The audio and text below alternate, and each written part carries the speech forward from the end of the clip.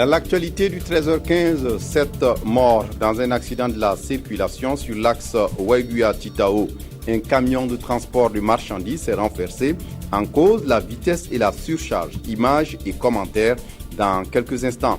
Et puis le Burkina rend hommage aux martyrs de l'insurrection populaire de fin octobre 2014.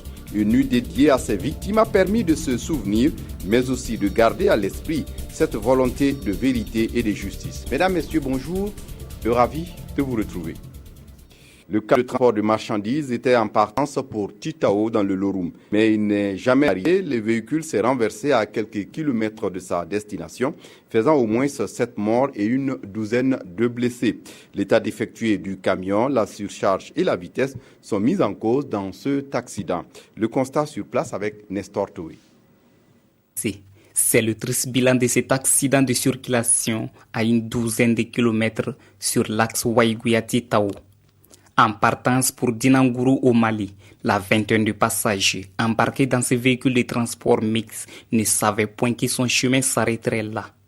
Ce virage et l'excès de vitesse seraient la cause de l'accident selon les témoignages. Quand on s'est levé vers les 23h et quelques, c'est arrivé vers les minuit, on est arrivé ici, puisque moi j'étais derrière, il y avait 3 personnes devant. Bon, ce qui s'est passé aussi, je n'ai pas bien reconnu. C'est quand je me suis levé à terre seulement que j'ai reconnu qu'il y a eu des problèmes.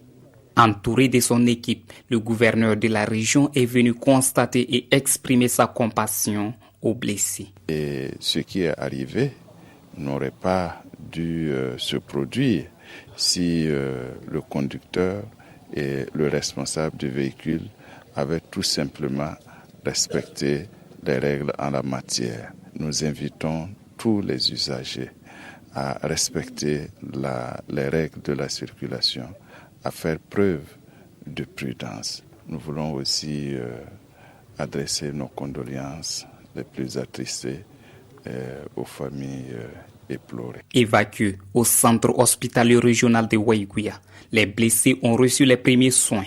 Quant au conducteur, sorti indemne de cet accident, il se trouverait en fuite. Il convient donc de rappeler aux usagers de la route d'observer la prudence et la modération. Retour à Ouagadougou, une nuit pour rendre hommage aux martyrs de l'insurrection populaire et du coup d'État manqué au Burkina. La nuit dernière, la place de la nation à Ouagadougou s'est transformée en une scène où discours, musique et cérémonies émouvantes ont permis de se souvenir. Le spectacle n'a pas occulté néanmoins cette volonté de réclamer la justice et la vérité pour les familles et pour la mémoire des victimes. Abdul Rasmane Zongo. Pour les illustres filles et fils du Burkina Faso admis au Panthéon. Le Panthéon de la justice, de la liberté, de l'égalité, bref, de l'humanité. Après le gouvernement, les familles des victimes de la révolution et de la résistance immortalisent à leur tour ce qu'elles appellent la nuit du martyr. Le premier axe fort de ce cérémonial a été ce silence absolu, embelli par des bougies allumées en signe de quête de vérité et de justice et de remise de drapeaux, symbole du sang versé pour la mère patrie. L'esprit de martyr vient rappeler ce moment où celui qui est mort reprend contact avec son cordon ombilical, avec sa famille d'origine. Voici ce qui nous a conduit à baptiser l'initiative Nuit des martyrs. Et pour dire que de la nuit doit venir le jour, c'est-à-dire la lumière qui symbolise la vérité, la justice. Puis le silence est brisé et cadencé par des pensées aux accents funéraires et de soif de vérité et de justice, mais également de musique sur fond de marbre.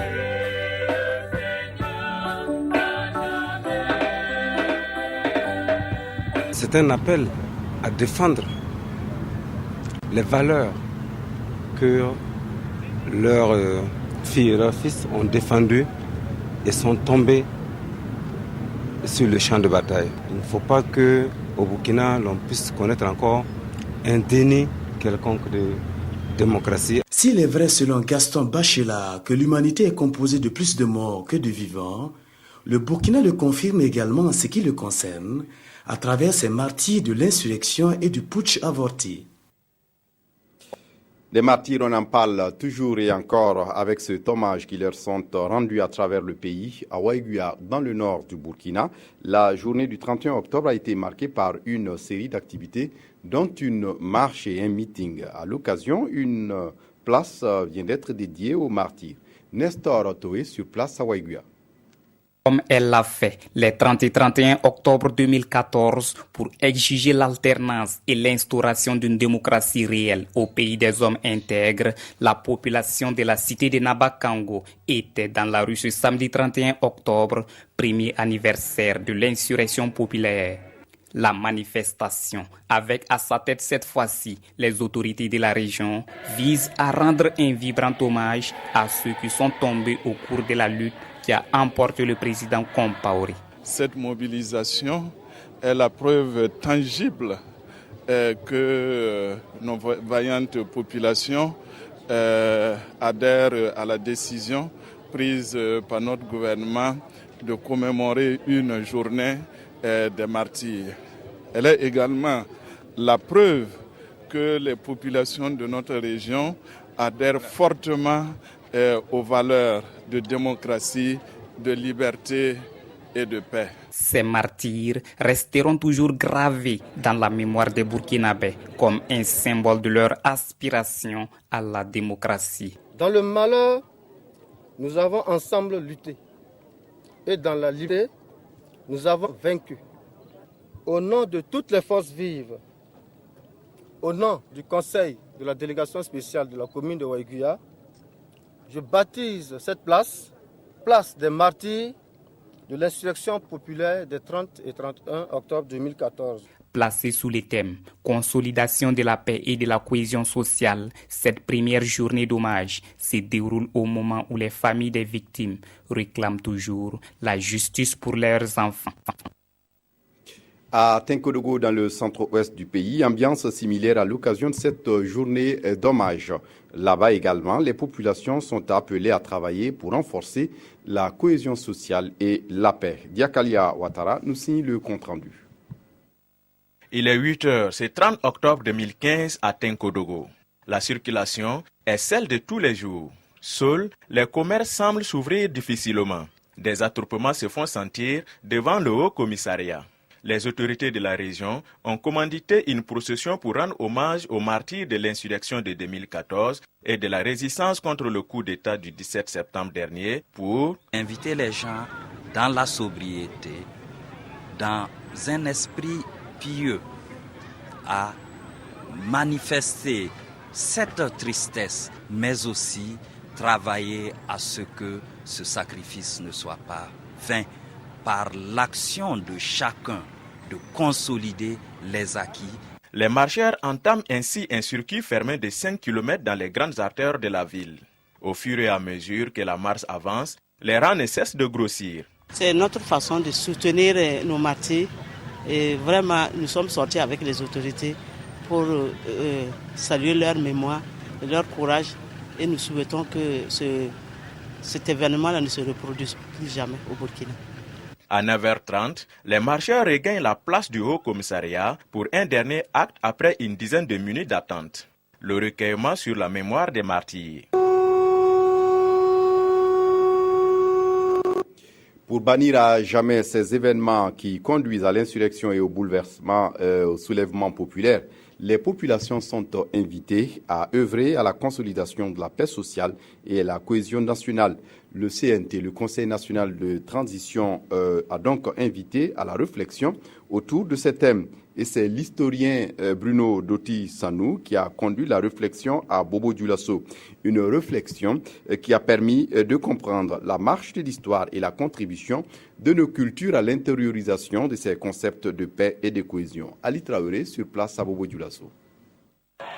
Un an après l'insurrection d'octobre 2014 qui a fait beaucoup de dégâts matériels et de pertes en vie humaine, le Burkina Faso veut renouer avec son image d'antan, celle de la paix et de la cohésion sociale. Et cette conférence publique est l'un des ingrédients pour agrémenter la sauce. On est en train de répartir sur de nouvelles bases. Ces bases-là, il faudrait faire en sorte que ce soit des bases solides et surtout que la paix soit vraiment, ne soit pas un vain mot, mais soit une réalité, et que la cohésion sociale aussi qui a été mise à rude épreuve puisse être retrouvée et surtout nous permettre aux fils et aux filles du Burkina Faso de repartir sur de nouvelles bases. Pendant son exposé, le docteur Bruno Sano est revenu sur le sens de la paix et de la cohésion sociale. Et ces valeurs ne peuvent avoir toute leur place dans notre société, selon le conférencier, que si la jeunesse fait un retour aux sources. Nous sommes à la fin d'un monde, comme je l'ai dit. Je ne dis pas à la fin du monde, mais à la fin d'un monde. Nous sommes dans des cycles historiques marqués par une violence extrême, comme ça s'est passé au Moyen-Âge. Alors il s'agit ici, à mon avis, de tout faire pour interroger nos racines. Qu'est-ce que nous avons comme acquis de la cohésion sociale et de la paix depuis la période précoloniale et actualiser ces acquis-là. Le conférencier a également invité les gouvernants à revoir leur façon d'agir et à faire de la décentralisation une réalité. Toute chose qui va permettre à tous les acteurs de participer à la consolidation de la paix et de la cohésion sociale. L'Université de Ouagadougou et l'Université Ouaga 2 célèbrent 37 enseignants-chercheurs et 12 enseignants hospitalo-universitaires qui se sont distingués au 17e concours du CAMES, le Conseil africain et malgache pour l'enseignement supérieur. Ces impétrants viennent de recevoir des toges pour matérialiser cette promotion. Ils sont ainsi invités à faire siennes les valeurs d'éthique et de déontologie dans leur travail. Moukoun Dabiré. Après la reconnaissance du comité consultatif du CAMES, Conseil africain et malgache pour l'enseignement supérieur, les lauréats de la session 2014 de l'instance scientifique reçoivent les honneurs de l'État burkinabé. 49, c'est l'effectif des promus, composé de maîtres assistants, de maîtres de conférences et de professeurs titulaires qui arborent fièrement leurs vêtements distinctifs. Mais au-delà des honneurs, ces titres académiques impliquent un sens élevé d'engagement et les promus le savent. C'est un défi qui m'est donné de relever pour améliorer les enseignements, mais également le travail de recherche qu'il va falloir continuer à entreprendre. Galvanisés par ces distinctions, les enseignants-chercheurs et les enseignants hospitalo-universitaires ont réaffirmé leur détermination à poursuivre la mission qui est la leur, celle de la production des savoirs, des connaissances et de la formation des hommes.